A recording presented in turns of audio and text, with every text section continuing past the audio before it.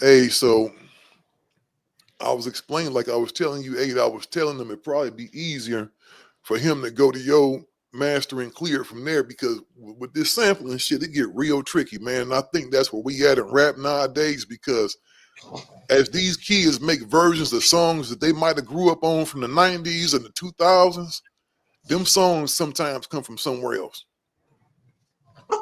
Definitely. So it can get tricky as a motherfucker.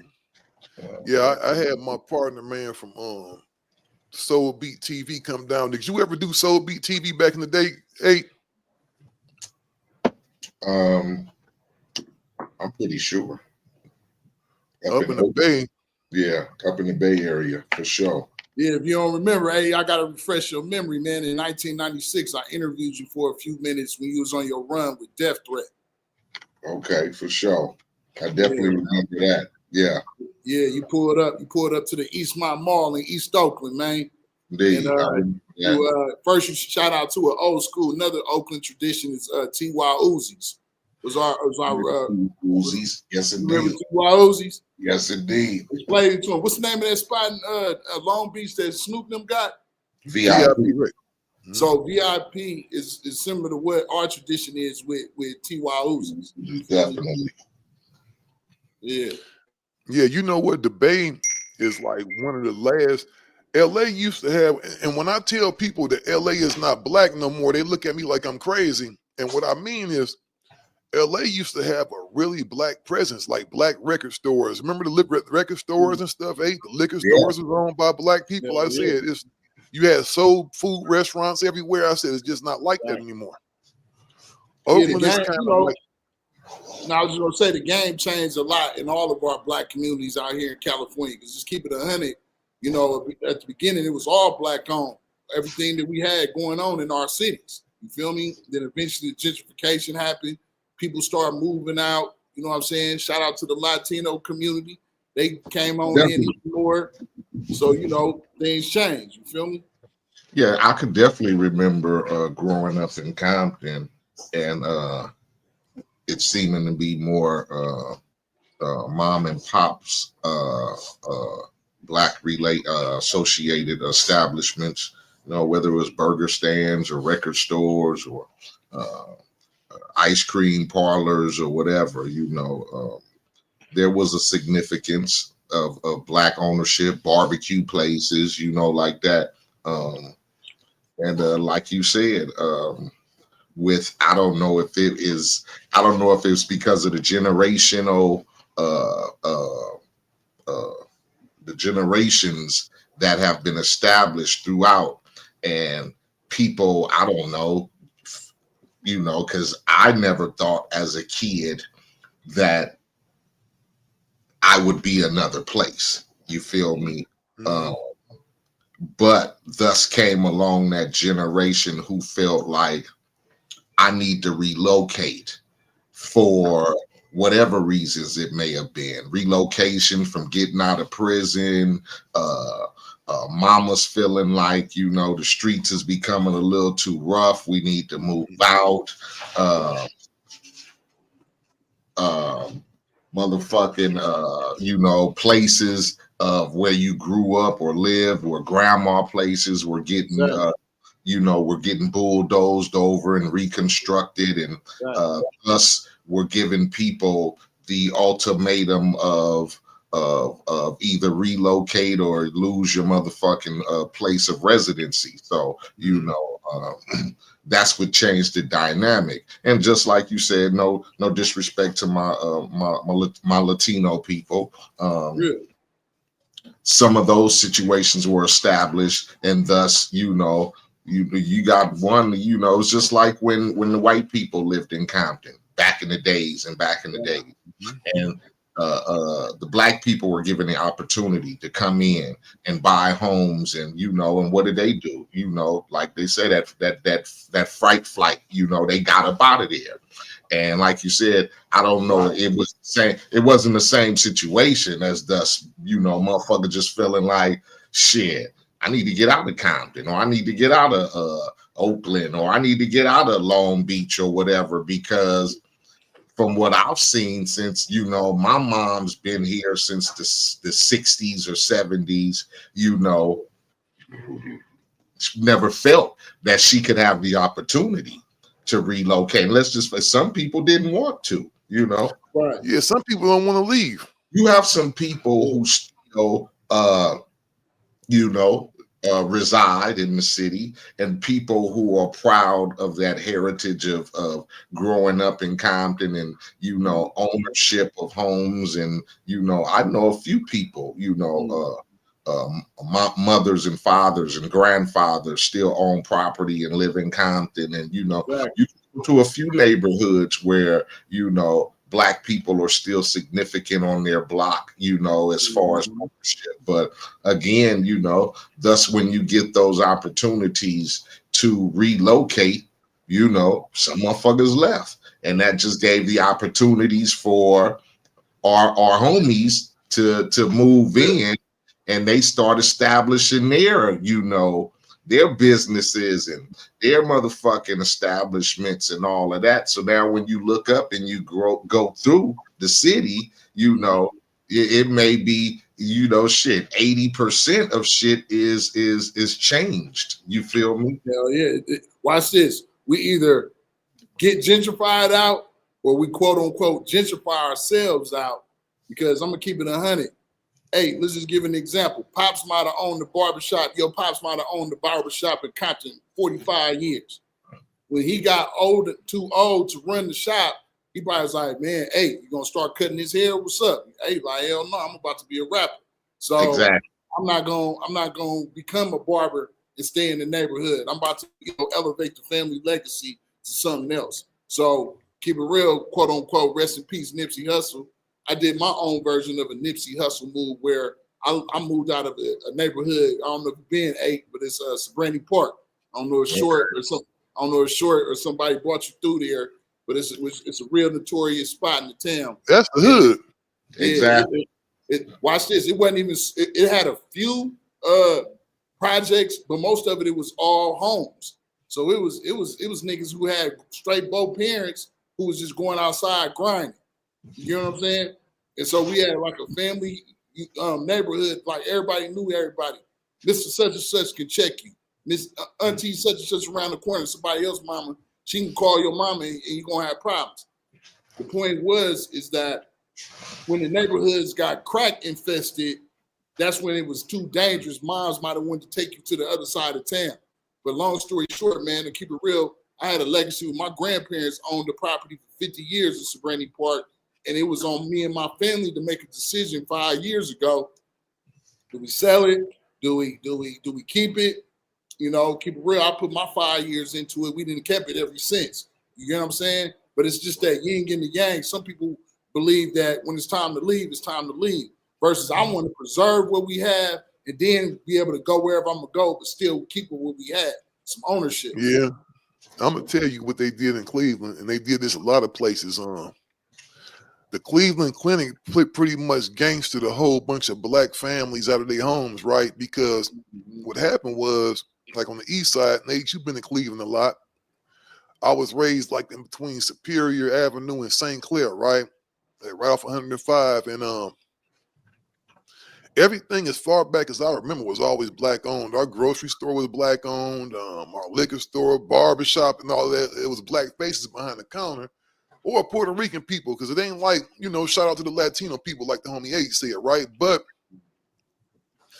what they did was, man, they did it real grimy. They were either coming around trying to offer people real low prices for their houses, like, because they know a lot of them people bought them houses back in the 70s for $15,000, $20,000, $10,000 in certain cases, and fixed them up and moved their families in them, right?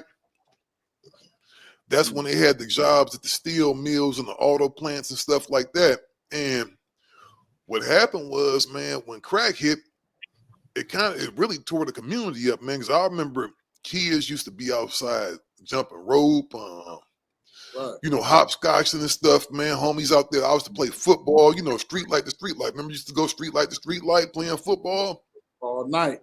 Watch man, this, from 9 a.m. to 9 p.m. Yep, that got replaced by, man, You see the homie pull up one day, man, he's driving a deuce and a quarter. This dude 14 years old. You'd be like, man, whose car is you in? This mine. He got a pocket full of money. You asking him how he do it, he putting you on 25 off 100. You know what I'm saying? You say, get this, you get 25 off every 100 that you make, right? So that was the thing. So what we doing at that time, whether we knew it or not, was knocking down the property value. It's almost like all this shit was strategic, man, because when they took the house I was raised in, man, my mama and daddy, man, built that house pretty much from the ground up. When they first bought that house, I remember. I was like, how we go live in there? Was a big hole in the front porch, dog. It was walls knocked down. Man, my pops and a few of his homeboys put that motherfucker together and put a drop. Remember the drop ceilings? They had a ceiling with a tile in them and put that in there, man, and the wall, the fake wood walls and shit, man, and they did all that. But that was our home, you know what I'm saying? We was raised in there, me and my brothers. My mama told me when I asked her what happened with the crib, she said they said that we owed taxes. They took our house, man, over like $300 in taxes, dog. The Cleveland Clinic, they did everybody shit like that. If you didn't know, because my mom had moved up the hills, and when her my stepdad got divorced, he even gave the house to her. She wasn't tripping off of that. She bought something else somewhere else. So they tell her they sending letters to the house that don't nobody live in, right? And after so much time, they just come take the house from you, bro. You can't do nothing about it. They did a whole bunch of people like that, man. And watch this. Furious and Boys in the Hood told us about this before it happened, huh?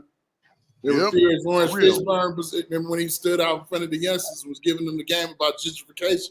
I don't know if you remember that, but Lawrence Fishburne said that. But, you know, it's dope that, first of all, hip-hop just turned 52. And we as 50 and up can have this kind of a conversation as hip-hop execs. For real. And it's kind of important, man, to like, I always like kicking the history of stuff like this because it can happen again, man.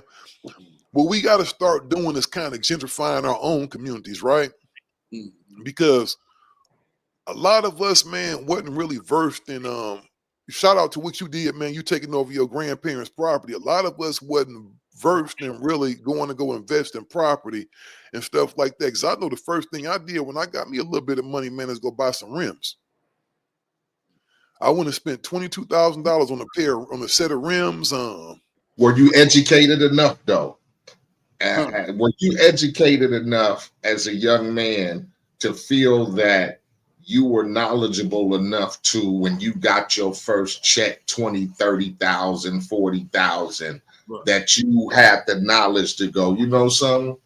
Fuck buying some rims and a whip and getting me a chain or whatever.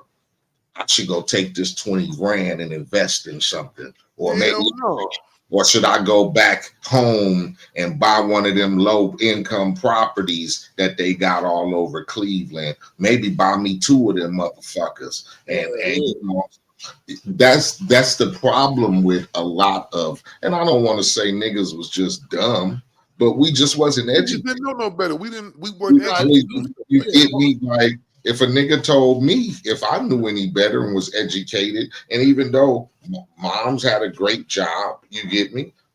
Pops had a decent job working at, you know,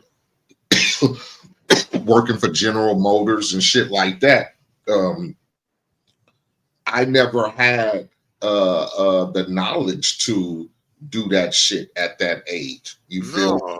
Well, keep it 100. Hey, what you do with your first check off of that Compton Most Wanted album? That blue tape. Oh shit, I probably didn't even have but a couple of dollars. So I did like what every nigga in the neighborhood would do. You know what I'm saying? Shit. Put some rims or put some Daytons on the Cutlass. Maybe go buy a quarter pound of weed or some shit and try to get off and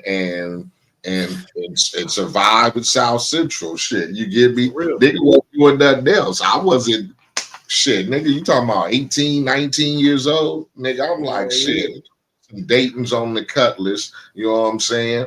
They gonna buy maybe get him a quarter pound, a half a pound of weed, try to get off like that, because like I tell niggas, we wasn't financially set for a nigga to change his ways in the beginning. You get me?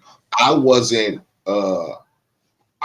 mentally set as a grown man to be like, you get me? Let me stay out the hood and let me stop carrying pistols and, you know, let me stop getting pulled over by the police. And I still fit the description because I went to the neighborhood every other day and I wanted to be the same nigga I was before making records. And like I said, I had the knowledge to go buy some herb or go buy some yay. You get me? Because that was my fucking street knowledge. You get me? Like I said, my father worked for General Motors. You know, he had a nice home or whatever, nice couple of cars. Mom's worked as a single mom and did what she had to do. But I grew up in poverty. You feel me? Straight up. Your fans of butts. We didn't have that. We didn't have money because my mom's wasn't one of the motherfuckers who felt like, okay, nigga, you got 2 kids over here, so you finna kick up bread.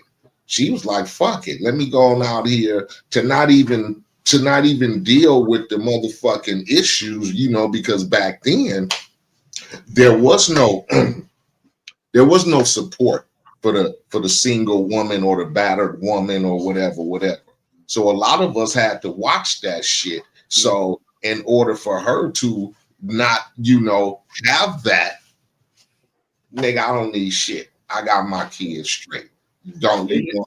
Because so I didn't have that knowledge of what would have been taught if everything was great in the home. And you know what I'm saying? I was raised in the motherfucking streets because moms had to work. So my knowledge came from street. Like we was what you call latchkey kids.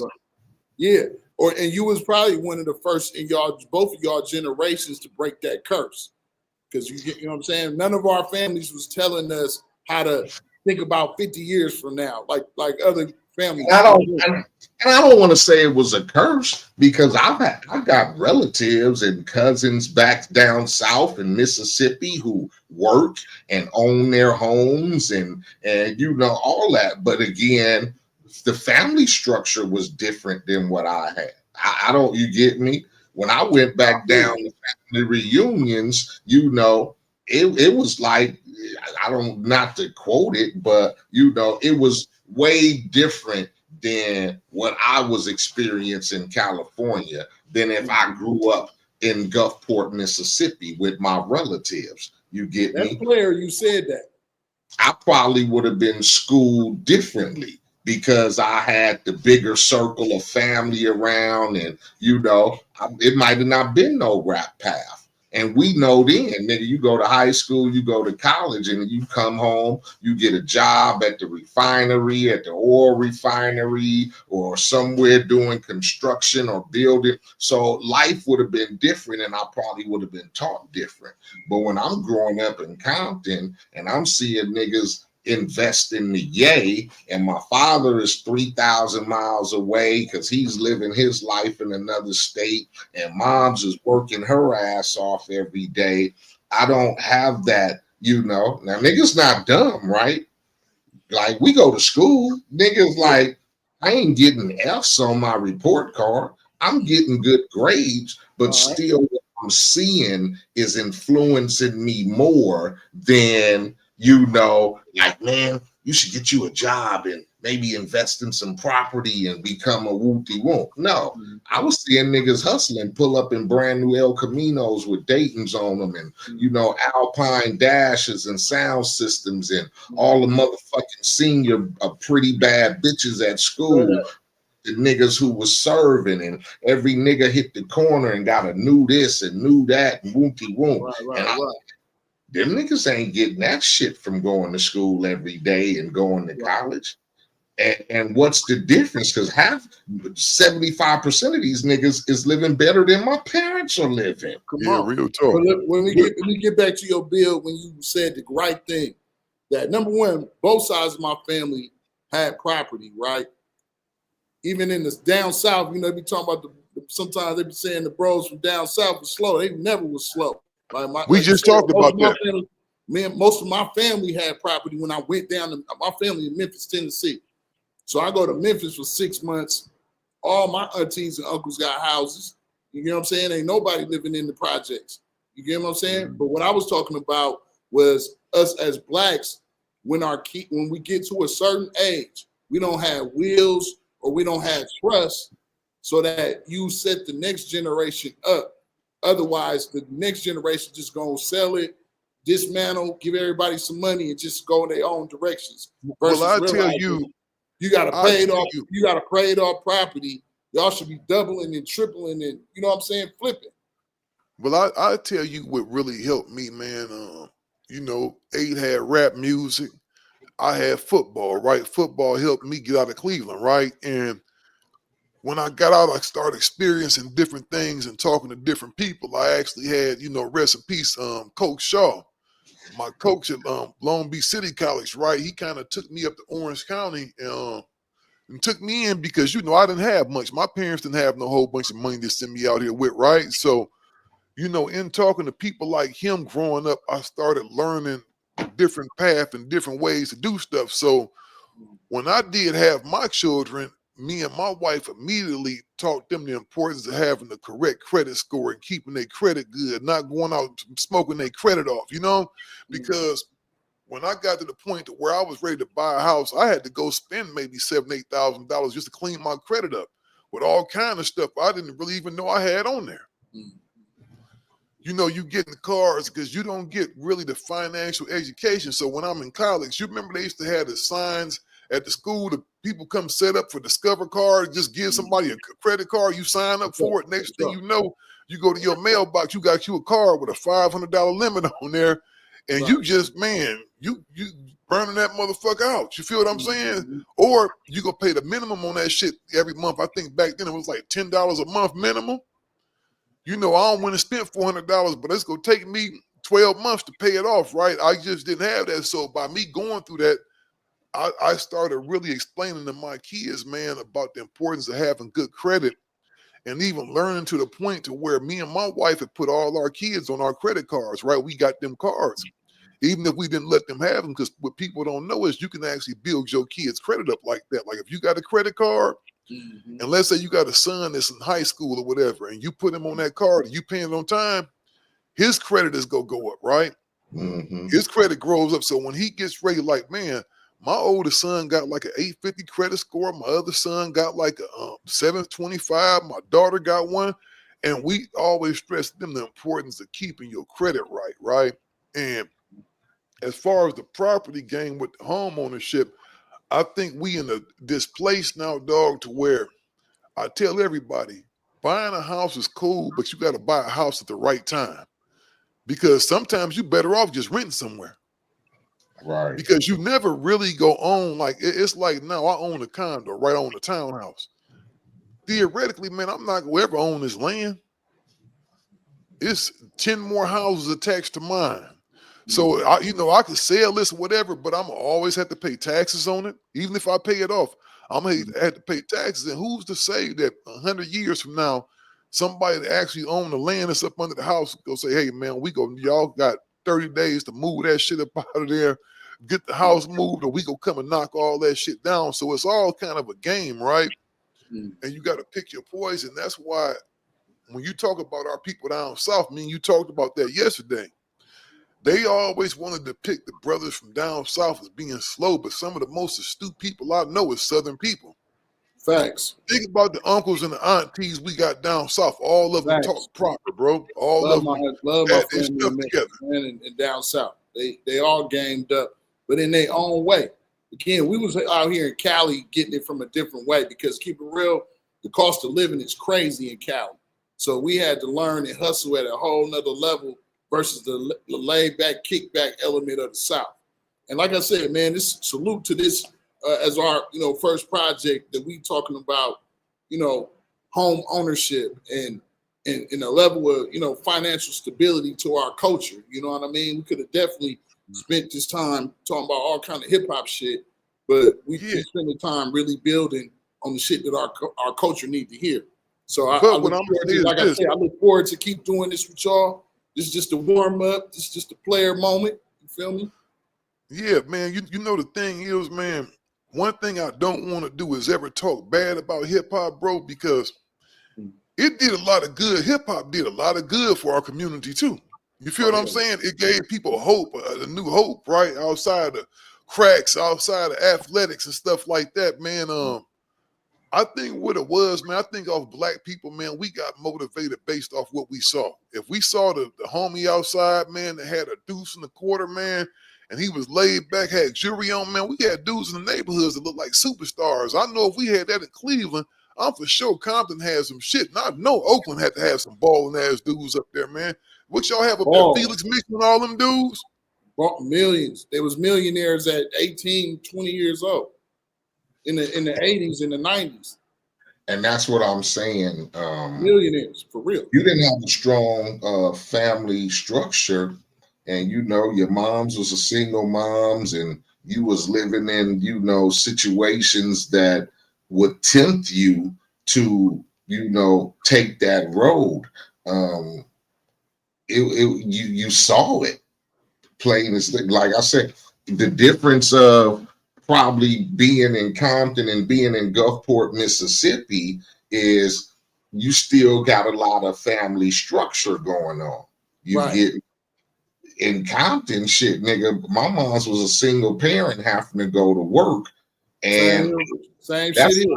that's like a motherfucking, you know what I'm saying? Still, that's like you jumping on the bus, right? You coming from Cleveland, and a nigga drop you in motherfucking Hollywood, nigga, for the first time, and you seeing stars and you seeing the nightlife, and just like you said, nigga dropped you off in Long Beach, California, and nigga, you walked to a community college to play football, and still your motherfucking mindset was like, I done made it to Cali.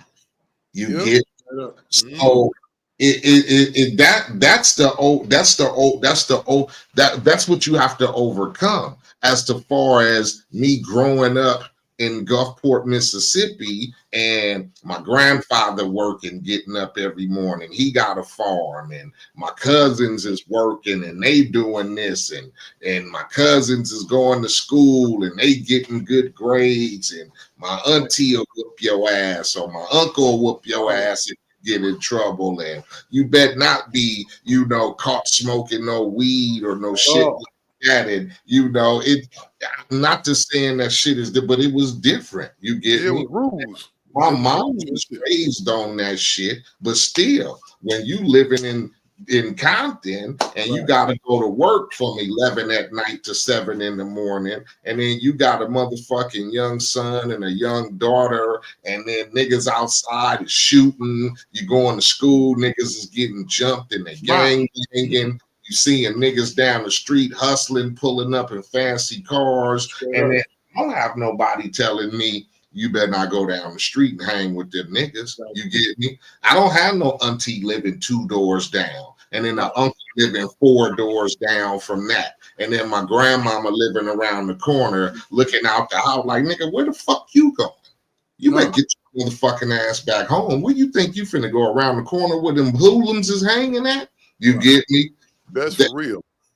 That structure, and we might have had that growing up as young kids. Like, you know what I'm saying? If I got caught ditching, the neighbors would tell my moms or whatever.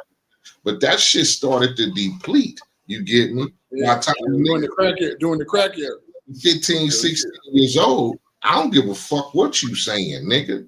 And by this time, I'm more influenced by what I see down the street than remembering those values that was taught to my mom, that she tried to, nigga, you fuck up, I'm gonna go get the switch off the tree and whoop your ass because you got in trouble.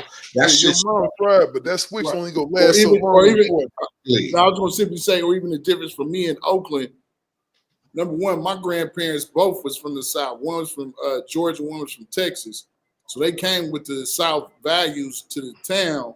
But the difference is the elements around our building. Because keep it real, when we came in the house, it was some Southern values. As soon as you walk out that door, it's a Brandy Park, baby. Everything that you was just saying, hey, motherfuckers getting shot, motherfuckers getting stabbed, motherfuckers getting knocked out, dope being sold, all that right outside around the neighborhood. But then keep it real, when my family started to see I was going in the wrong direction in the hood, they shipped me to the South. And basically I got all them morals like all day, every day from them. Keep it real. I couldn't even listen to short for 6 months. I had to listen to gospel. You know what I'm saying? Man, you know what though? We all made that pilgrimage down south, man. I remember getting in the car. We used to drive everywhere. It wasn't no flying. We used to get in the back of the car, and you just go on that long 2-day trip, man. Next thing you know, you down south, right? But Chuck, I know you got a road, Chuck, man. I appreciate you coming on, man. You know, we gonna do this again, man. Just a warm up, players. And we gonna start collaborating on some stuff and establish a Bay Area connection, man. I appreciate you though, man. We gonna get you on again, man. Hey, y'all make sure y'all go check my boy Chuck out, man, on Soul Beat TV. Yeah, Soul Beat TV or soulbeatnetwork.com, man. We here in the Bay, man. Respect. Yeah. All right, Chuck, we on you, man. All right, 100. All right, for sure, late. Yeah, man, that was the homie Chuck, man. The homie Chuck Johnson, man, from the Bay. Soul Beat been around for a long time, dog.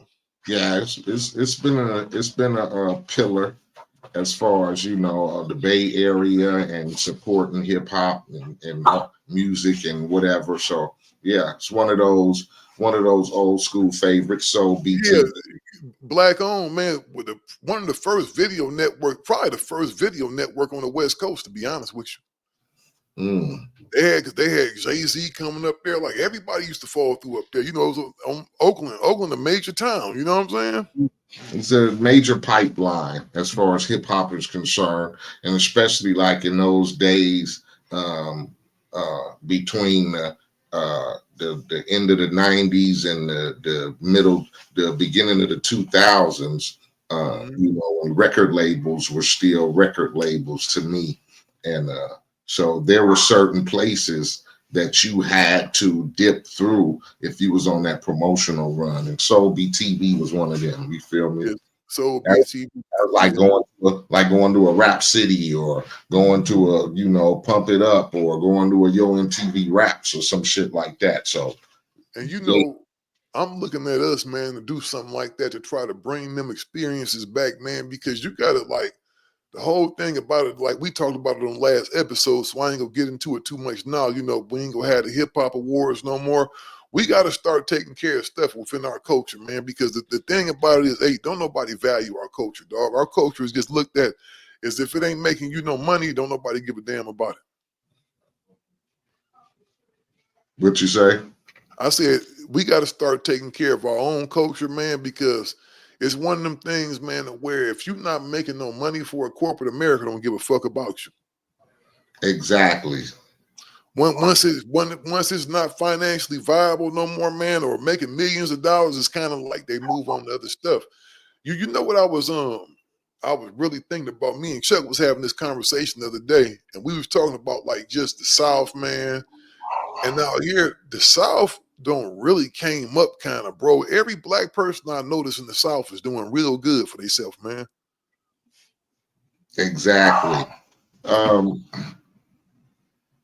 It's like I said, just different. Like I said, you don't want to discredit what as far as being raised on the West Coast, and I give everything to growing up in Compton and all of that. Like I said, you don't know what your life would be like, differently, because a lot of our people migrated from the South. You know what I'm saying?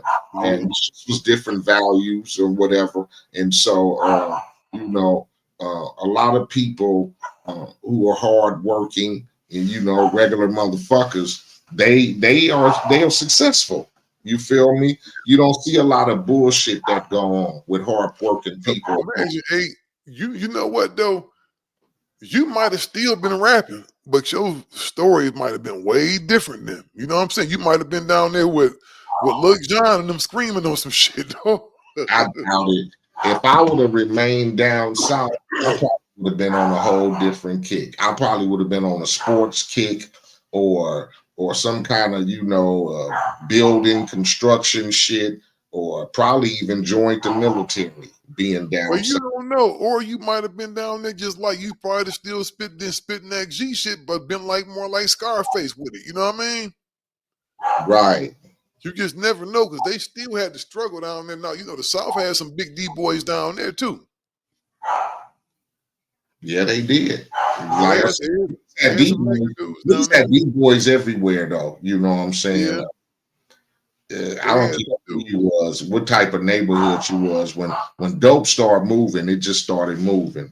Well, you can almost say, man, without starting to put a lot of the homies out there like that, a lot of the Southern hip hop was started from the street shit, dog. It came from street money, was financed by street bread. You know what I mean? A whole Right. lot of record labels popped up and shit in the 90s. How many record labels did you see in the 90s? Niggas had double page ads in the source and shit, dog. Niggas just coming from out of nowhere with a double page ad in the source, dog.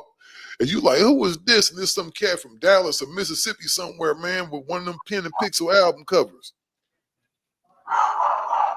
Mm. Do Dirty and the Get Low Gang and all that shit. You know what I'm saying? Niggas with pit bulls on there with diamonds on their neck and shit. Them pen and pixel covers used to be a motherfucker. That used to be crazy as a motherfucker. That was that era of flossiness, of blingness. Everybody had their album covers blinging and shining, and that was just the South. You feel me? Did Sony ever try to get you to jump on any of that? Like start saying, man, we want you to start wearing some jewelry and all that shit. Did they ever No, get on you about that? Sony pretty much let a nigga be who I was. They just didn't know. Excuse me. They just didn't know how to promote my type of music because that wasn't their era. So they never had suggestions on what I should do or be or whatever. They just, they just didn't know how to market my type of music because it wasn't their get down.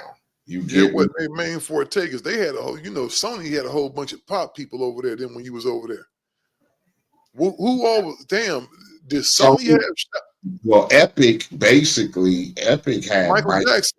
Jackson, they had Pearl Jam, they had Sade. I think they was fucking with Shabba Ranks, um, and whoever else over the R&B years who sustained Epic. I think they were trying their hand at hip hop, but it wasn't successful at Epic. I think the only thing, they had jumped on the Batarang at the end of its, a run.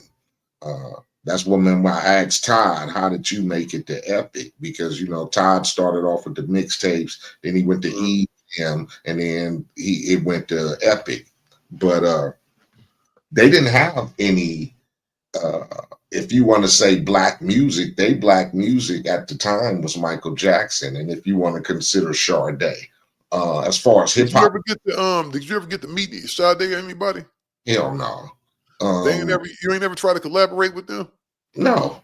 And I never asked. And because that wasn't my field. Now, I could have probably sampled some Sade, which would have been good at the That's time. what I'm saying. That would have sounded hard, actually. You give me an idea right now, dog. But no, I never asked the executives, hey man, I want to meet Michael Jackson or whatever. Just being a fan was good enough for me. But like I said, Epic didn't know, what they were dealing with. It wasn't like they were a fucking Def Jam or they were like Priority or even Jive, so to speak, Yeah. Sony was like one of them motherfuckers. We got the money to try it, so fuck it, we gonna do it too. But it's like they look at another nigga build a car and go, well, we got the money to build one too, but it never come out right because even though you got the money, nigga, you don't know what you're doing. It don't matter because you got the motherfucking money. If you don't hire a motherfucker or put niggas in tune with how to really build a good car, your shit gonna come out fucked up every time. Well, you know what? You know why labels like Def Jam and all them flourish, and even the reason why Interscope did good. Now, this is gonna be sound crazy, right? Even though Jimmy Iovine wasn't necessarily a rap nigga, Jimmy Iovine was one of the best engineers in the game and knew how shit was supposed to sound, right? So he had enough sense to where when he heard Dre, he knew that was the shit. You feel what I'm saying? And he knew that that was right. You know what I'm saying? Because I do think that if a person has an ear for music, they got an ear for music, even if they come from a rock background, a heavy metal background, because if you know music, you can listen to what sound right. You feel what I'm saying? Like, because I know that even though I'm not necessarily the biggest rock and roll fan in the world too, but I like a lot of classic rock and roll. So I know what sounds good rock wise. Like, because you got to remember, hey, we came from the era. I can remember when it wasn't a whole bunch of hip hop records. I'm pretty sure you liked other music too before rap really started cracking. Well, there was no hip hop, if you want to take it back to when a nigga was maybe an adolescent to, from the time you started understanding music on the radio or what was being played at your auntie's or your mama's stereo, there was no rap.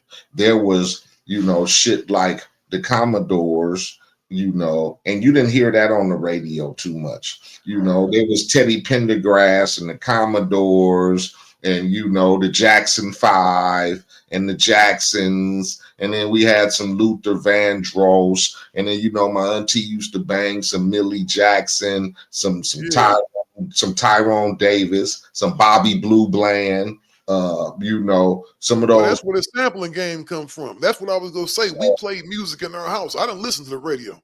My mama would stack a bunch of records.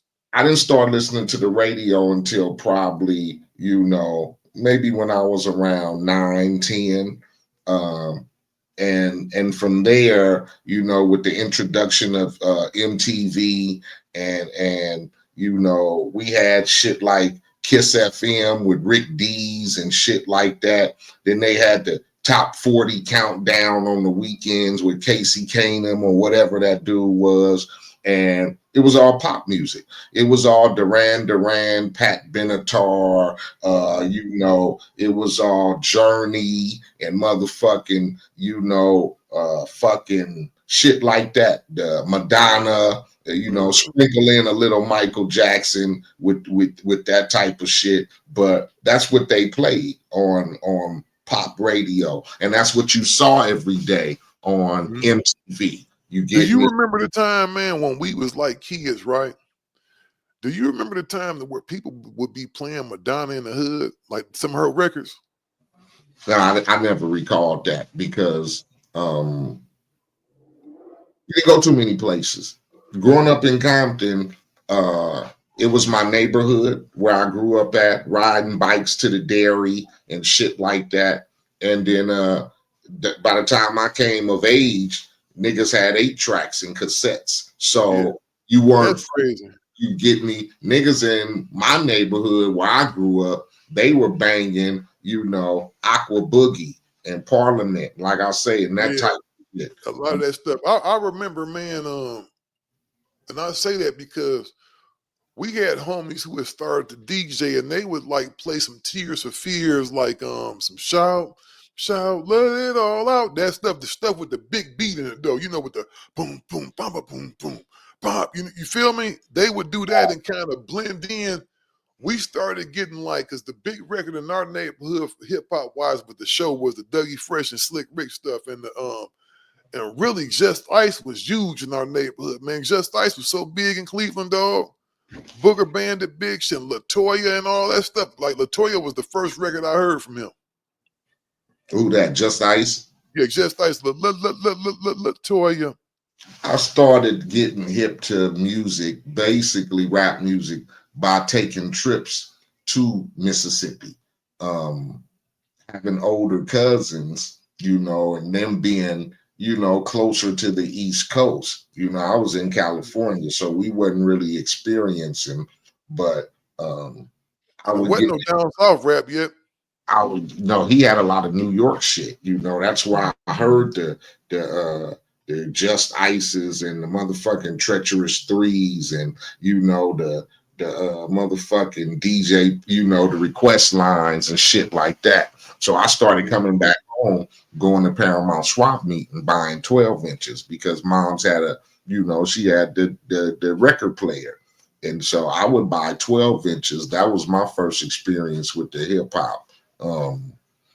And from there, just, you know, being able to expand from there and go, well, damn, you know, now I'm hearing this nigga and this nigga, and then I'm listening to all type of motherfuckers, and I'm going to a motherfucking swap meet and I'm inquiring. I'm just, where's the new rap shit? And they would point you to a motherfucking case, and then you will go through there, and it'd be all kind of records. I found the Boogie Boys, Fly Girl, and you know, I found Request Line, and I found motherfucking Radioactivity and nigga shit. That was me. Anything that was rap, I wanted it because it was. I didn't even have to hear it. I just give me some rap music. Exactly. So, you know, that's why I said the influences became different, and unfortunately, like, you know, once you made your, like you said, once you got introduced to that underground life, you know, it kind of took you off that I don't know, who knows what you would have become if you know. I think more than anything, man, football was my main thing, but I always really liked music, man. I came from a real musical household. Like I said, we didn't listen to the radio because my mama would stack a bunch of 45s. Like, remember they used to be able to stack 45s and they'd drop? She would do that with 12 inches, man, and have them where they just drop. You know, the records drop on top of each other. And you stack them on top of the little thing, and then once one finished, the other one just dropped down. Bingo. Yeah. It was just like, man, so we had that was the first playlist, to be real with you. They stack a whole bunch of records on top of each other. Yeah. And I remember I would get my ass whooped, though, if I would go in there messing with my mama's record player and scratching her records up. I remember when scratching first started, man, I was trying to scratch on my mama's turntables, man. And I remember I messed her Barry White up. She whooped my ass, dog. Oh, yeah. I didn't attempt that. You get me? I tried all that. I knew them wasn't no DJ turntables and shit. Them motherfuckers, some old phonographic ass. Yeah, and we had this shit that looked like a table. It looked like a motherfucking, looked like a dresser and shit. That's what I'm saying. We had this shit like a dresser. You push down on the top and the shit lift up. But then my uncle came home, man. He went to the army, right? Every nigga that went to the army came home with a bomb-ass stereo system because I guess wherever it was, they was giving niggas credit for a TV and a stereo system. Yeah, I got into the big stereos around 13. And I had moms buy me one for my birthday, nigga. I had motherfucking 16-inch, they had the house speakers, nigga, that had the big ass. I had that. I got that shit. Big ass house speakers, nigga. Then you had the motherfucking amp. You had the tuner, the amp, and then the cassette player, double cassette player with it. Nigga, and I used to be in that motherfucker in my room just bumping. That's when nigga motherfucker Too Short was on the nigga that Freaky Tales. Yeah, that was it right there. Cause you know what? Banging that UTFO. Nigga, we was banging UTFO, Curtis Blow, you know, the Fat Boys was the shit at the time. Run DMC, I was cool with Sucker MCs and Rock Box. Them was my favorite. Yeah, you know what, man? I'm gonna keep it 100 with you.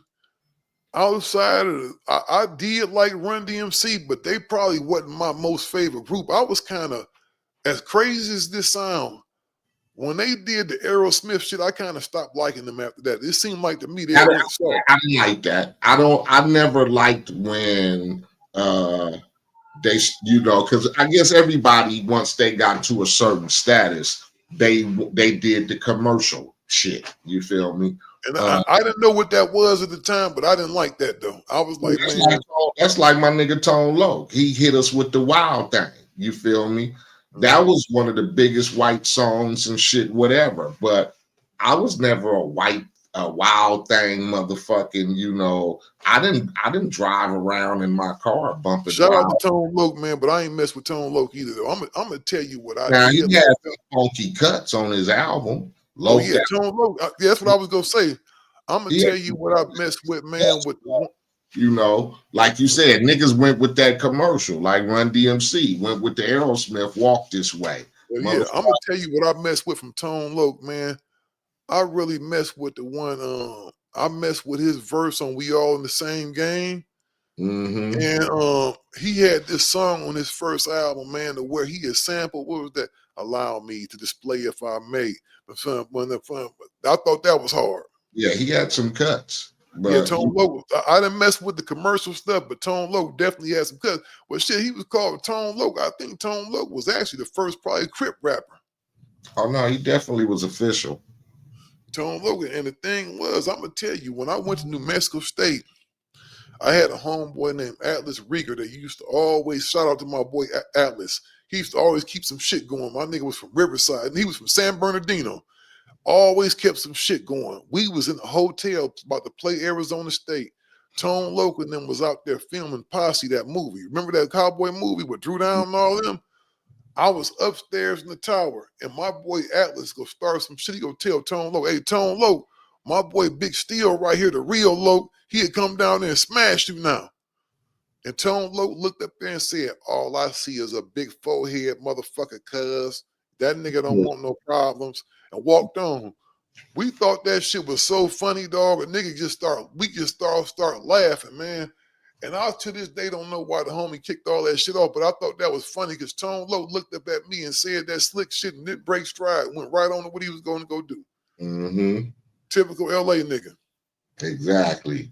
Typical LA dude. I just think, man, like right now, we in this weird ass place, right, with rap, to where I think all that shit about to go back to the underground, dog. Niggas ain't making no money. This streaming shit done fucked everything up, man. You starting to see it now, dog. Niggas is really starting to feel it. Yeah, you see a lot of niggas,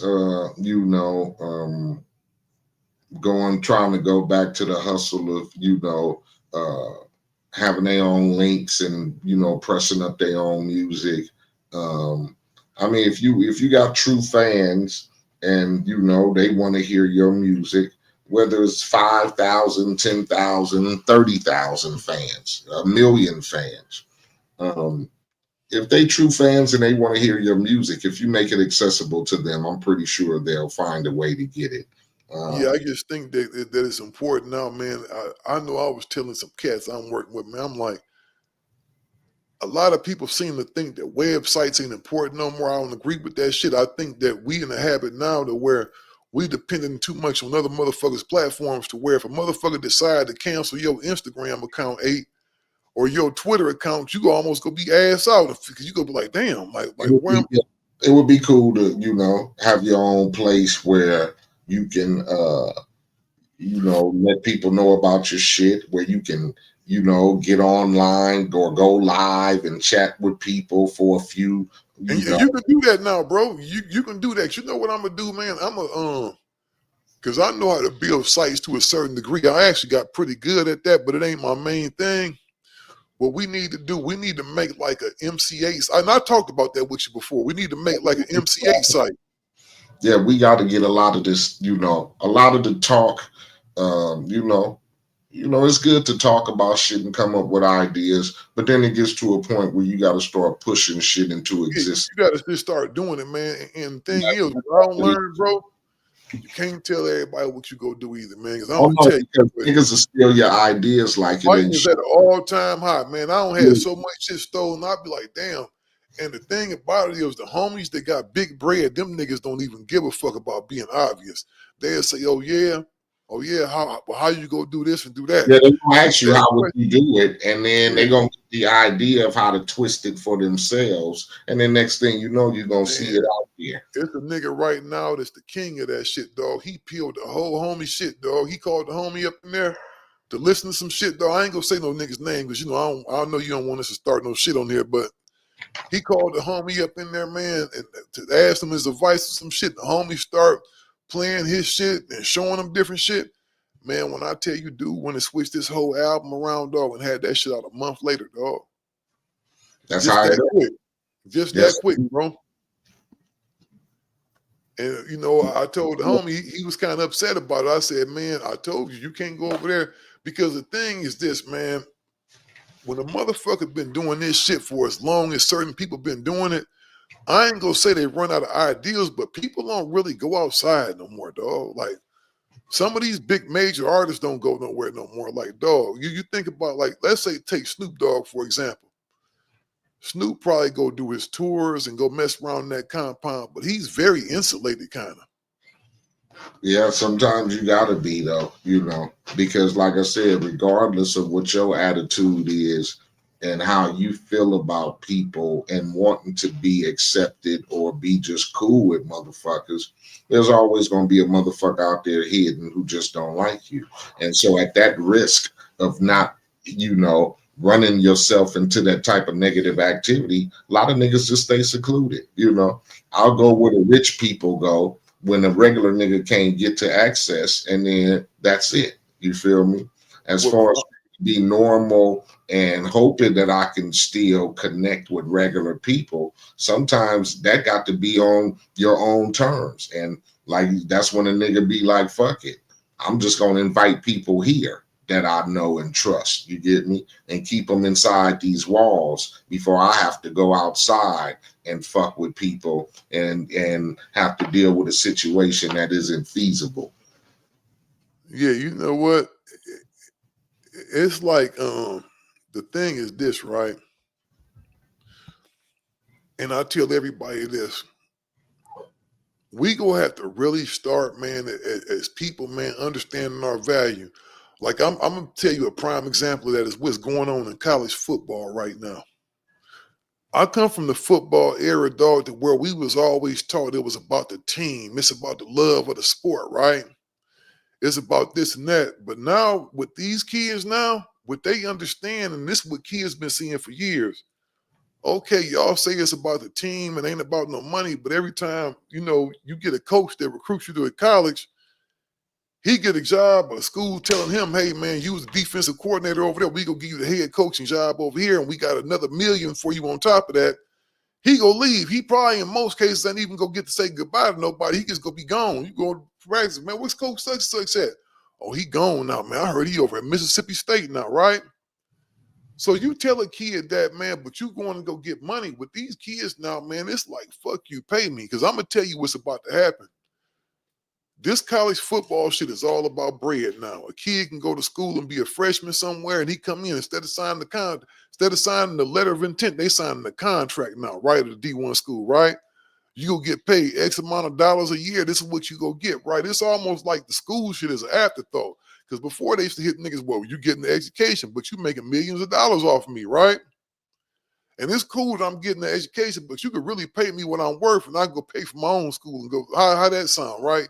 You give me this this 2 or 3 million I'm bringing to the university, and I go pay for my own shit, right? But now these kids are saying, fuck that, I want to get paid. So, and that kind of what it was almost like a training ground for the NFL, right? So when they get to the league, they condition, right?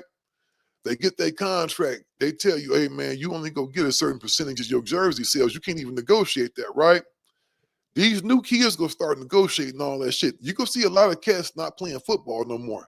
They're going to get drafted and be like, no, I'm cool. Because they go already have bread, bro. It's some of these quarterbacks, man, in college football is making $10, $15 million already, dog. They making millions of dollars. And the kids nowadays, with all the shit they know about the brain, the issues with the brain and football and all that shit, some of these kids is like, man, I'm cool. I'm not doing all that. And you about to have me out here fucked up looking crazy. We got fucked over. Hey, we didn't get no money for real. You know what the NFL contract was when I came out of school, man? When I came out of New Mexico State in '92, dog, the average NFL salary was $100,000, bro. Me and you both make more than the NFL players did back then, dog. That shit didn't start getting bigger till like the TV contracts and stuff start. You feel what I'm saying? And really, when the USFL kind of start pushing their line and giving cats all that money, you know what I'm saying? That made them start taking care of the superstars, man. But it really wasn't. I would say, man, for the hell the cats went through back then, it wasn't financially worth a lot of dudes playing, dog. That's why you see dudes like Eric Dickerson now and certain people. they ain't necessarily as wealthy as we like to think they are. You know what I mean? Now that's why back then you had to, probably invest in a couple of businesses, do some other shit. How Magic Johnson got cracking. You get me? Oh yeah. Well, you know what? Magic, and it's always gonna be outliers, right? You always gonna have people like Magic. You always gonna have people like Emmett Smith, but they gonna be very few and far in between, right? It's like even now people think about professional football and they like to think about it's just all this wealth, and it ain't like that, dog. I know we supposed to be back in the studio next week, dog. I'm looking forward to getting back where we actually in the same spot together. We got a whole bunch of fly shit we about to start doing, man. I know you coaching now, dog, so you got to get the fuck on. You decided to hey y'all, I'm gonna tell y'all right now, Eiht is coaching football again, and they conned his ass into doing it again. They didn't kind of con me. I was kind of influenced, by the fam, people I know, because you always have to, check in with people. I'm pretty sure still you can't just go do shit and not, hey Maria, I'm finna go, you whatever. So you know what? You have to click in. Having a kid that's in college playing football, then we're doing other shit, having other responsibilities. You just want to, run it by people and see, what they think. And, after running it by a few people, and like I said, family, friends and shit, it was more on the do it side than it was on the don't do it side. Yeah, and you know what though, hey, to be honest with you, it's not a bad thing that you're doing because I actually like messing with the I like the part about molding the kids, to be honest with you, not to sound corny, but to see a kid come in at the beginning of the season that don't have that much confidence, and you Right. look up 6 weeks later, he going down there breaking somebody off, and he jumping up with his friends, and you just see him, he a whole different kid by the time he leaves you. Like, I had a kid named Jerry Eicht.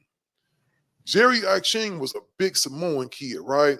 Had cousins and stuff that played in the program. He would come out every year, get his spirit pack and bounce.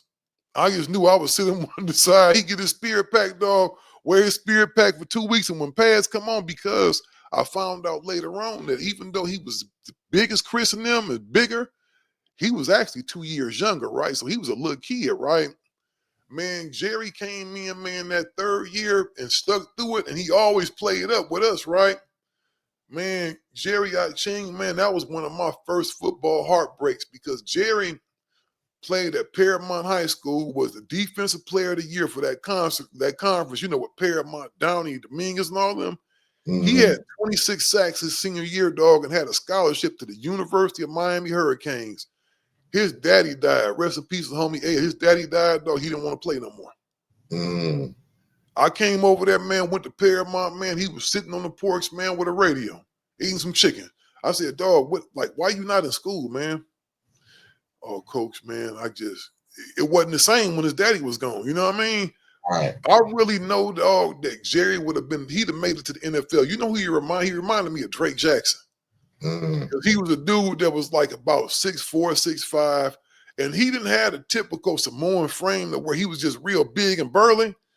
He was about 270, man, nice and slender kind of, you know what I mean? And was just fast as hell and aggressive. And I think, man, him playing up all them years kind of got him going, man. But that really broke my heart, man. It's like he lost his pops.